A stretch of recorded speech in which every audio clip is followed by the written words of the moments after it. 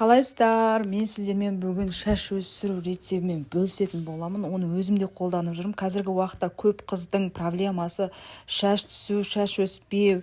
Осы проблеманы шешетін менде күшті бір рецепт бар, сіздерге көрсететін боламын.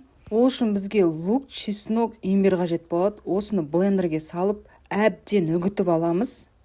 Үгітіп болғаннан кейін оны ыңғайлы ыдысқа салып, бір ыдысқа салғаннан кейін оны блендермен тағы бір қайтара езіп тұрып суын шығарамыз. Қараңыздаршы, қалай суы шығып жатыр.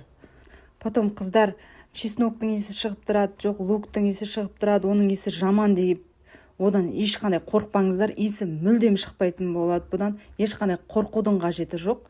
Осылай міне езіп алғаннан кейін бұған енді оливковое масло мен камфорный масломызды құямыз.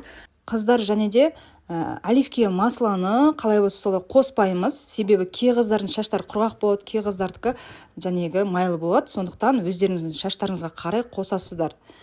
Одан кейін осылай сүзгіштен өткізіп, кез келген бальзамға қосып араластырсаңыздар, ешқандай екі бөлінбейді. Араластырсаңыздар, қараңыздаршы, қалай бірдей болып тұрады. Ешқандай да иіс шықпайды, қыздар. Тұрып сасып кетпейді. Зияны да жоқ. Мен өзім қолданып жүрмін, себебі менің шашым өте құрғақ және де өте сынғыш болатын. Осы рецепті қолданғалы бері мен шашымның сынғанын және құрғақтығын ұмыттым десем де болады. Өздеріңіз результатын көрсеңіздер болады.